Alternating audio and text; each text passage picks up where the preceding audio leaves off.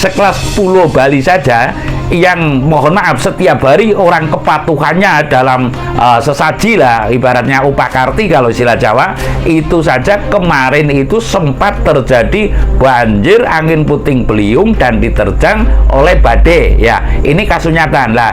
Tapi uluk salam mulya atur bagya wis muga nusantara.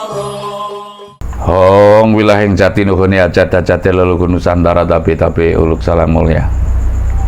Setiap saya membuat konten tentu disertai dengan uluk salam saya. Perlu saya berulang-ulang menyampaikan bahwa Hong wilahing jati secara bacaan, cara membacanya tentu mesti panjang, yang dikarenakan di situ adalah rangkuman atau merupakan pendekan ya dari Ho sampai dengan Ngo, di mana di situ ada 20 huruf lalu disingkat menjadi kata Hong. Lah, ini berarti mencakup secara keseluruhan dari Hono sampai dengan Bodongo. Lah, yang saya maksud dalam hal ini, Hong adalah dari hidup sampai dengan matinya kita. Nuhoni itu adalah mematuhi atau mentaati, atau secara terus menerus ya, secara terus menerus nuhoni taat kepada hajat-hajatnya leluhur Nusantara lah. Hajatnya leluhur Nusantara seperti yang sering saya uraikan adalah mewujudkan tatanan zaman adil, tatanan zaman ya. Bukan berarti kita bisa mengadili, itu enggak, karena pengadilan ini adalah hak prerogatif Tuhan yang Maha Esa. Jadi kita enggak, sebagai makhluk itu sesungguhnya tidak mungkin ada semakhluk pun yang bisa mengadili sesama manusia.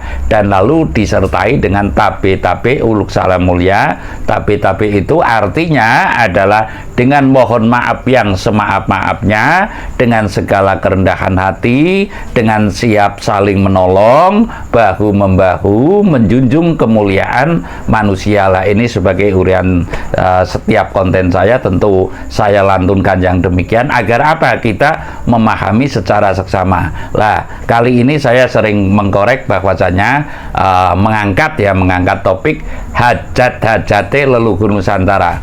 Dalam kali ini saya akan menyampaikan kalau kita mesti sungguh-sungguh dalam memikirkan dan menghajati dan melakoni hajat-hajate leluhur Nusantara ya.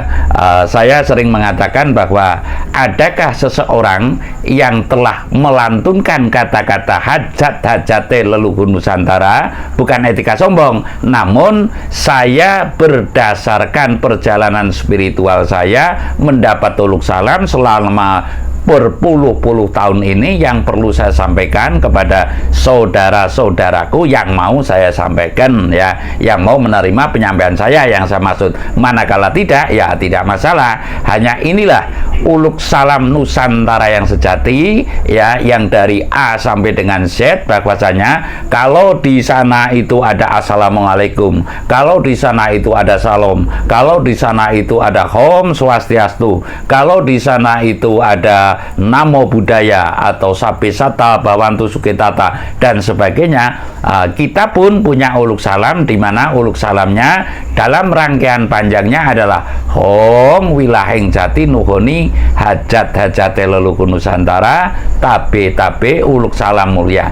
Dan demi Tuhanku, perjalanan ini saya adalah sangat lama untuk menerima hal yang demikian. Saya sering mengatakan hal ini bukanlah yang murah, bukanlah yang mudah untuk saya mendapatkan yang demikian. Kalaupun diterima atau tidak, yang penting saya telah menyampaikan kepada saudara-saudara sekalian yang mau saya sampaikan, yang mau menerima penyampaian saya lah. Kali ini saya akan memberikan rujukan yang bahwasanya kita sebagai putra-putri Praja Nusantara, sekali lagi saya mengatakan kita sebagai putra-putri Praja Nusantara, alangkah kita tidak beradabnya kepada leluhuran kita. Sekali lagi, alangkah kita tidak punya adabnya kepada keluhuran kita manakala kita tidak mau secara seksama dalam nuhoni hajat-hajate leluhur Nusantara. Karena apa?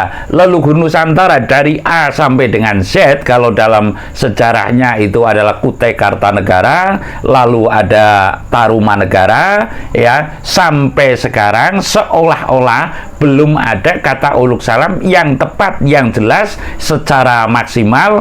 Kelihatannya itu belum ada lah. Saya menyampaikan ini. Lalu saya memberikan rujukan, mari kita seksama dalam melakoni, menghajati, ya, menindaki atau tindakan nyata dalam melakoni hajate leluhur Nusantara. Lah, selama ini saya mengcross-check kepada diri saya. Saya kala kemarin dulu, ya, kemarin itu banyak sekali yang saya melakoni hajat-hajatnya pribadi saya, hajat-hajatnya organisasi saya, hajat-hajatnya kepartean saya umpamanya, atau hajat-hajatnya keluarga saya. Lah, dalam kali ini semestinya secara seksama kita mengerucut kepada hajate leluhur Nusantara. Untuk apa? Mengerucut kepada hajatnya leluhur Nusantara. Sekarang kondisi bangsa dan negara, bahkan dunia, sudah tidak bisa dipungkiri lagi yang banyak gonjang-ganjing di sana dan gonjang-ganjing di sini. Dan lalu mohon maaf, sekelas Pulau Bali saja yang mohon maaf setiap hari orang kepatuhannya dalam sesaji lah, ibaratnya upakarti kalau istilah Jawa, itu saja kemarin itu sempat terjadi banjir, angin puting beliung, dan diterjang oleh badai. Ya, ini kasus nyata.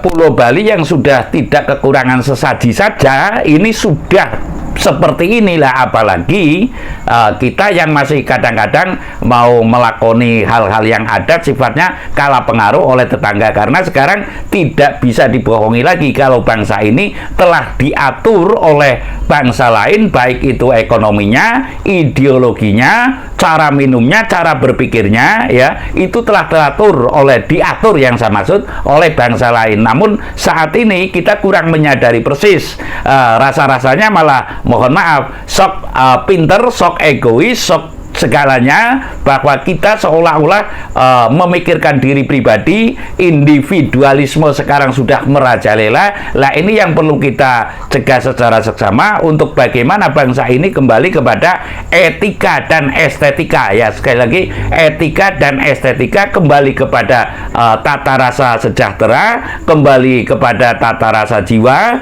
kembali kepada tata rasa hati dan nurani. Inilah yang paling penting menurut saya. Kita sudah tidak saatnya lagi untuk selalu bersendaguro, bersenang-senang mengikuti bangsa manca praja yang mohon maaf selama ini kita ketipu dengan suasana plastik dan besi. Ya, kita ketipu kalau boleh ngomong oleh suasana plastik dan besi, dipelalai kredit motor. Ini kasus nyata, ya, dipelalai kredit motor, wah-wahan, sedangkan itu hanya plastik dan besi. Lah, ini kita perlu cross-check kembali lagi kepada naluri kita, kehidupan yang sederhana. Lah, saya akan melantunkan bahwasanya saya akan memberikan rujukan hajat-hajate leluhur Nusantara ini mesti dilakoni secara serius dan secara seksama. Sekali lagi, mesti dilakoni secara serius dan secara seksama. Lah, dalam kali ini saya mengatakan bahwasanya mari kita masuk secara keseluruhan dalam nuhoni hajat-hajate leluhur Nusantara. Kali ini kalau Bung Karno dulu pernah mengatakan bahwasanya beri aku 10 pemuda, niscaya akan aku guncang dunia. Mungkin ini adalah yang dimaksud oleh Bung Karno. Saya memerlukan orang yang mohon maaf tidak memikirkan pribadinya saja, tidak individu, ya, tidak memikirkan hajatnya pribadi, namun masuk kepada hajate leluhur Nusantara secara keseluruhan. Yang saya maksud adalah pikirannya, tenaganya, lalu bahkan hartanya, bahkan jiwanya, untuk bagaimana kita masuk secara keseluruhan untuk mewujudkan hajate leluhur Nusantara. Lah, selama ini yang saya temui, mohon maaf kalau saya sering ngomong kenyas godong tok ini, ya ada pantasnya. Rata-rata setengah hati, paling-paling baru ngeluarin berapa, bahkan ada yang menduga-duga saya ada adalah penipu lah cara kasarnya. Lah ini sangat jauh dari dambaan keseksamaan lah. Boleh di cross check. Kalau saya hanya bibir saja, taruhlah sekarang saya masih punya sisa tanah ya, sisa tanah saya dan adik saya 35 ubin itu di jalur besar, jalur nasional. Apabila saya dianggap kenyas godong tok, saya menselorohkan ini untuk kepentingan hajat-hajatnya leluhur Nusantara. Namun dari sudut sana, andai kata saya mencanangkan membuat yayasan, tentu ada yang berkata, wah nanti kamu yang akan lebih enak apabila saya membangun itu. Padahal dan demi Tuhanku, ini demi kepentingan bangsa dan tanah air ya, demi kepentingan bangkitnya nilai-nilai luhur Nusantara ini. Namun beberapa orang tentu masih setengah hati lah. Manakala tidak setengah hati, tentunya yang telah saya tawarkan baik kepada warga penghayat Cilacap, baik kepada siapapun, tentunya dari dulu telah seksama. Dan ini saya demi Tuhanku, adik saya setuju, saya juga telah setuju, keluarga saya setuju untuk menghibahkan tanah seluas 35 ubin ya. 35 ubin ini adalah merupakan tanah warisan yang sekarang atas nama saya dan adik saya. Lah ini diselorohkan. Entok demikian masih ada pula yang tidak percaya. Luasan 14 meter persegi kali 35 ya. Luasan 13 meter persegi kali 35. Dan ukuran harga di lingkungan saya karena di tepi jalan raya itu satu ubinnya nyaris mencapai 35 hingga 40 juta ya Mas Reza. Lah semurah-murahnya ini adalah 25 juta kali 35 ubin, ini jumlahnya berapa? Lah ini sebuah kesungguhan kami yang saya maksud masuk kepada urusan hajat-hajatnya leluhur Nusantara secara keseluruhan. Selama ini yang saya jumpai masih setengah hati dan atau berpegang teguh kepada prinsipnya, menurutnya jalur untuk menempuh kebangkitannya adalah yang menurutnya juga lah. Saya berpegang teguh kepada jiwa saya pun tetap akan berpijak pada prinsip saya, di mana saya telah melakoni secara terus-menerus sekian puluh tahun, sehingga inilah sebagai pedoman saya. Jadi intinya hajat-hajatnya leluhur Nusantara perlu beberapa orang saja yang masuk secara keseluruhan untuk bisa mewujudkan tatanan dunia baru, kata Bung Karno. Saya rasa demikian. Terima kasih.